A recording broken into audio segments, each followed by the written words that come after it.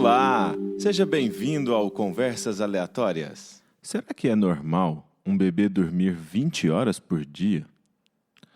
E a criança pode dormir na cama com os pais? E como que eu faço para organizar o berço do bebê? Essas e outras perguntas serão respondidas pela pediatra Tairine Fernanda. Oi, Tairine, tudo bem? Oi, Geandre, tudo bem? E você? Tudo jóia. Seja bem-vinda novamente aqui. Muito obrigada pela oportunidade novamente, é um prazer. Conta pra gente, Tairine, é normal um bebezinho dormir tanto tempo no dia? É normal, Geandre, principalmente quanto mais novinho for o bebê. Recém-nascido, no primeiro mês de vida, ele dorme bastante mesmo. Ele pode chegar a dormir até 20 horas no dia, ou seja, ele mais dorme do que fica acordado. A partir do momento que a criança nasce, pai e mãe acham que vai ser uma paz. E aí, Acha? depois que vai passando os dias, que vai diminuindo esse sono? A tendência é que conforme a criança vai crescendo, o tempo de sono dela mude, tanto o tempo quanto o padrão de sono, na verdade. E o que interfere nisso? É a rotina da casa? É hormonal? O que acontece no organismo da criança? Na verdade, é uma mistura de tudo, né? O neném, na verdade, ele demora alguns meses para o que a gente fala perceber que ele nasceu, né? Ele tem uma ligação ali com o útero da mãe, que é o que a gente chama de esterogestação, que é como se ele estivesse sendo gestado ainda fora da barriga. E por conta disso, é como se fosse um tempo de percepção mesmo, né? De adaptação, questão hormonal, sistema nervoso, o amadurecimento mesmo do neném, que vai fazendo com que ele se torne mais desperto, né? A percepção dele com o ambiente. E mais ou menos quanto tempo demora para esse sono normalizar? Assim, não tem esse valor exato, né? Não tem dias, meses, não. Na verdade, conforme o neném vai crescendo, gradualmente ele vai dormindo menos e tendo uma mudança nesse padrão do sono. Por exemplo, o neném no primeiro mês de vida, principalmente, igual eu comentei, ele pode chegar a dormir até 20 horas por dia, sendo que esse sono dele pode até ter o que a gente chama de troca de sono-vigília, que é, por exemplo, ele dormir muito enquanto está de dia e à noite tender a ficar acordado. Quando o neném cresce ali, que ele já chega por volta dos 3 meses, ele já diminui esse tempo um pouquinho, às vezes ele já diminui ele para 15 horas e disso dividido em algumas sonecas, né? Mas ele ainda consegue dormir períodos maiores. Quando a criança já chega ali por volta dos 6 meses, ele já diminui mais um pouco, 12, 14 horas de dia, sendo que ele faz cerca de 2 a 3 sonecas por dia. Quando ele cresce mais um pouco, ali entre 1 e 2 aninhos de vida, ele já dorme 12 horas por dia e diminui o número de sonecas, faz só de 1 a 2. Sendo que quando a criança chega ali por volta de 4 a 5 anos, ela já não tem essa necessidade de fazer essa sonequinha durante o dia. Então, assim, não existe esse parâmetro exato, assim, esse valor exato, tempo, idade. É um costume que também tem muito a ver com a rotina de como a criança é adaptada e que ela vai mudando gradualmente conforme o seu crescimento e amadurecimento. Às vezes, quando a criança está ali nos primeiros dias, nas primeiras semanas, alguns médicos eles instruem para você acordar a criança, para ela mamar, né, interromper o sono. Isso traz algum prejuízo para o sono da criança ou o benefício da mamada supera o prejuízo que pode ser causado? Isso é muito particular, né? O que a gente defende muito hoje, que é o aleitamento livre demanda, a gente não teria essa obrigatoriedade desses períodos muito bem estabelecidos. Por exemplo, a criança tem que mamar a cada 2, a cada 3 horas. Quando a gente fala de aleitamento livre demanda, a gente não se preocupa com isso, não preocupa com o intervalo, com o tempo que o neném mamou, o quanto ele sugou, por exemplo. Isso não é importante para a gente. O importante é a forma como ele se alimenta, os intervalos que ele pré-define, como isso está influenciando no ganho de peso dele. Só que isso é quando a gente trata de uma criança saudável. Então, por exemplo, uma criança saudável que está crescendo, ganhando peso, indo tudo dentro do esperado, a gente não tem essa obrigatoriedade de acordar ela, né? Então, por exemplo, tem neném que mama 1, 2 vezes à noite, tem neném que nem acorda, tem neném que tem uma necessidade pessoal maior, acorda 3, 4 vezes. Então, isso é particular. A gente não teria obrigatoriedade de acordar o neném. Agora, quando a gente pega um neném que talvez tenha algum problema específico de saúde, um neném prematuro, um neném que é muito pequeno, um neném que nasceu com peso ali menor, às vezes a gente tem que dar essa regulada de realmente ele mamar à noite para a gente conseguir que ele tenha um ganho de peso adequado e um desenvolvimento adequado. Mas o que vai definir isso é justamente o acompanhamento com o pediatra, que vai pesar, medir, ver como esse neném está desenvolvendo, hidratação, o quanto ele está ingerindo, se está sendo suficiente, tudo isso vai sendo ajustado. Tairine, e dependendo da rotina da casa, às vezes os pais têm um costume mais noturno de ficar acordados até mais tarde, dormir um pouco até mais tarde. Isso às vezes pode influenciar no sono da criança. Como melhorar o processo? Como otimizar o sono da criança? O comportamento ali da casa é muito importante, porque primeiro que sono é aprendizado, né? Eu acho que o sonho de todo pai e mãe era o neném nascer, dormir à noite, todo mundo conseguir dormir e ficar tudo certo, né? Mas a gente sabe que essa não é a realidade. Inclusive, pelo que eu comentei, de às vezes o neném poder trocar o dia pela noite. Então, na verdade, o sono, como todo o resto, ele é aprendizado. A gente tem que ensinar a criança a dormir, e isso já começa com o recém-nascido, né? Desde o primeiro dia de vida a gente já começa esse treinamento. Então, é um treinamento, é aprendizado, né?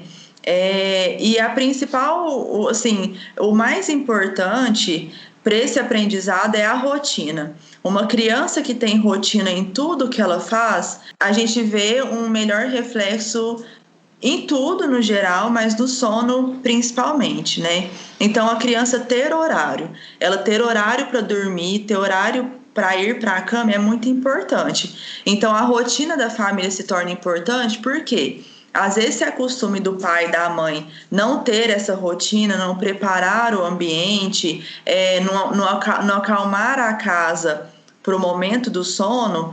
Isso não adianta a gente cobrar da criança, né? Precisa ser dado o exemplo.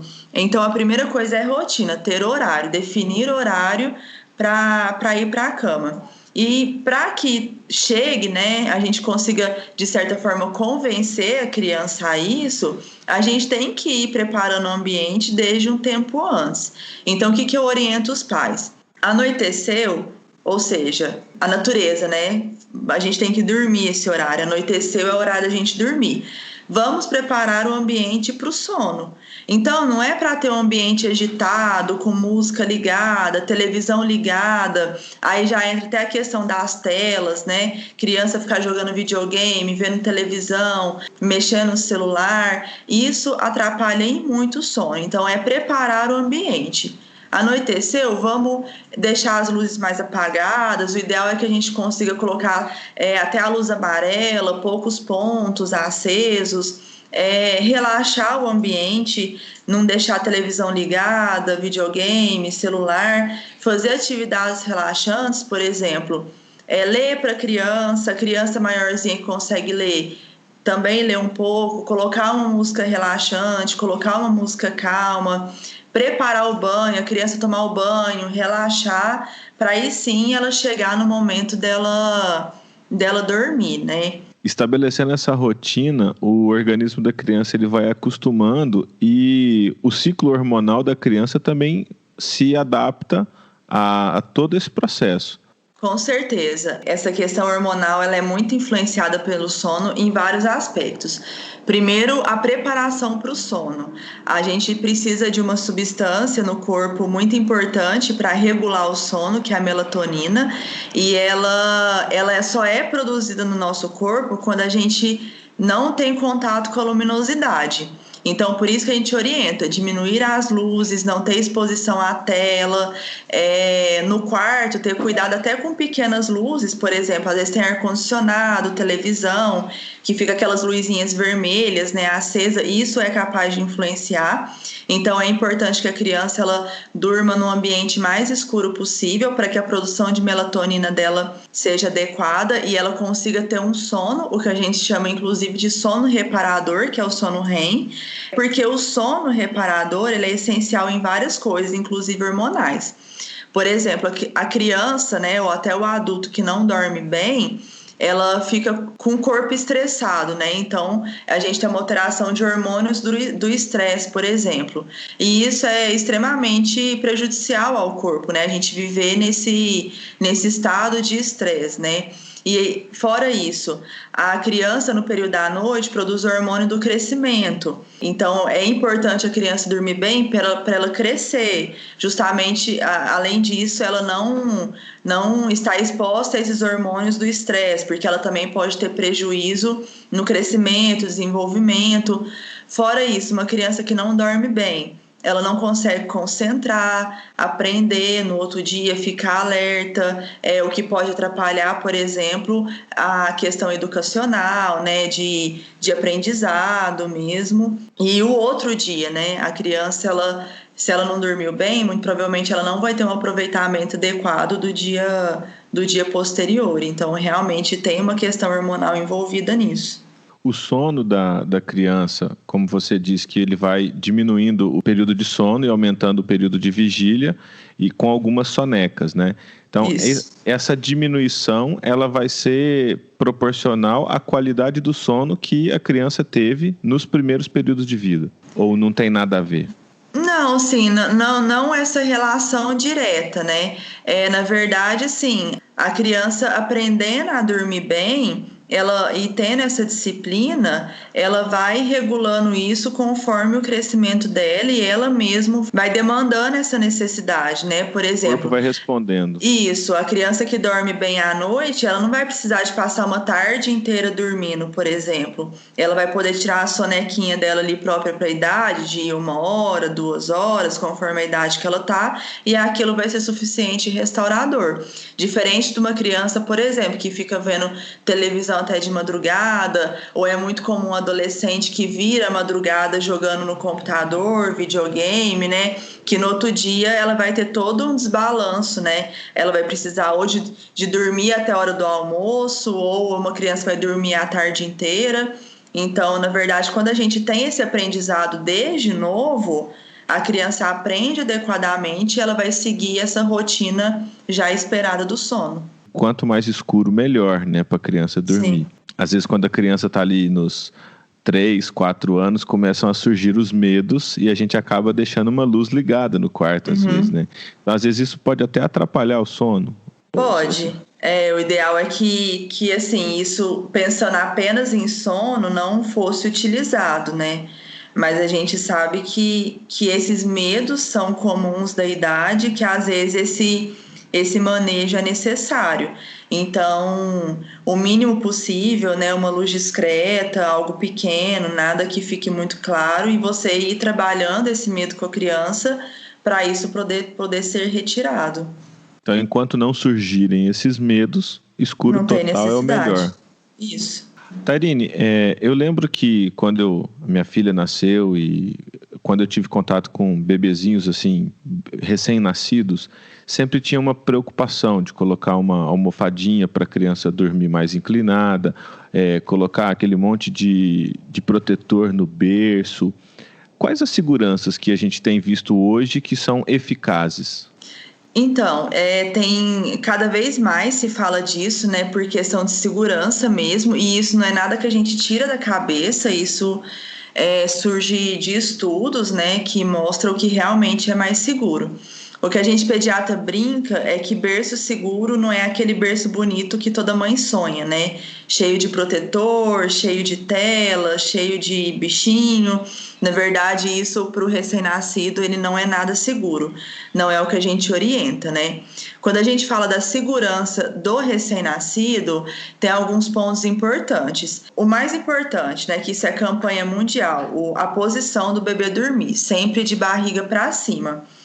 Antigamente se falava de colocar o neném de lado, o neném de bruço. Hoje a gente sabe que a posição mais segura realmente é o bebê para cima, de barriguinha para cima, para evitar o que a gente chama de morte súbita. A morte súbita é o que o próprio nome fala, é uma criança que não tem nada. Aí os pais colocam a criança para dormir e quando chega lá no outro dia no berço, a criança está morta, aparentemente sem motivo nenhum. E o que eles viram que o que mais estava relacionado com essa morte súbita do bebê é a posição que ele dormia. Então, o que foi visto que a posição mais segura é de barriga para cima. Fora isso, o bebê, a gente não pode colocar coisas em volta dele ou sobre ele, né? O neném, ele não tem o desenvolvimento motor e neurológico de que se algo cobrir o rostinho dele, ele vai sufocar, então ele tem que tirar. Isso é só o neném maior, depois dos 6, 7 meses de vida. Antes disso, o neném, por movimentação normal dele, pode, por exemplo, levar um cobertor para cima do rosto dele enquanto ele dorme e ele não ter a maturidade de saber que ele tem que ir lá puxar e tirar aquilo do rosto dele. Então, tudo isso que possa sufocar o neném no berço não é aconselhável. Então, travesseiro, cobertor, bichinho de pelúcia, aqueles grandes protetores da cama, né? Eles não são adequados pelo risco de poder, de alguma forma, ali, sufocar o bebê. Fora isso, em termos de segurança, a gente tem que pensar no berço seguro. Primeira coisa é a distância das grades do berço, que tem que ser o determinado ali em torno de 6 centímetros. Fora isso, a altura regulável, né? Porque no começo você precisa que o bebê esteja mais alto mesmo, e até então não tem perigo, mas tem que ser um berço que você consiga abaixar o colchãozinho dele, porque depois quando o neném conseguir ficar em pé, para não ter o risco de queda do berço. Então, quando a gente pensa no berço, essa seria o mais importante. Outra coisa que a gente sempre orienta e que hoje, na verdade, é uma questão muito polêmica, né? Que existe pediatras que defendem uma visão e pediatras que defendem outra. É a questão da cama compartilhada, né? O que de praxe a gente sempre ouviu falar e aprendeu é sobre o neném não poder dormir na cama com os pais. E realmente isso, até certo ponto, é muito perigoso mesmo, por conta desse sufocamento do neném, né? Ele vai estar ali entre adultos e o adulto, por exemplo, ele pode dormir, rolar sobre a criança, jogar um cobertor sobre ela e isso acabar sendo arriscado. Ou, por exemplo, o neném ter uma queda da cama, né? Então, assim, num primeiro momento, essa seria a primeira orientação.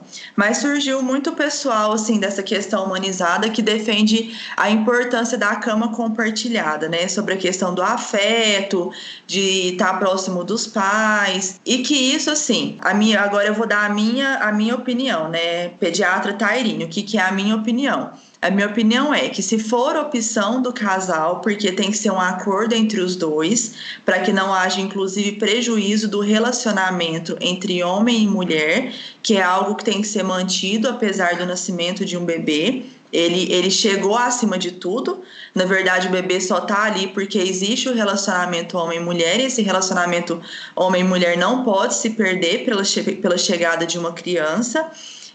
Que se for uma opção do casal fazer a cama compartilhada, que ela seja feita de uma forma segura. O que seria essa forma segura? Existem hoje como se fosse pequenos berços que você acopla na cama dos pais. A criança ela não dorme ali no meio do adulto, né? Todo mundo junto.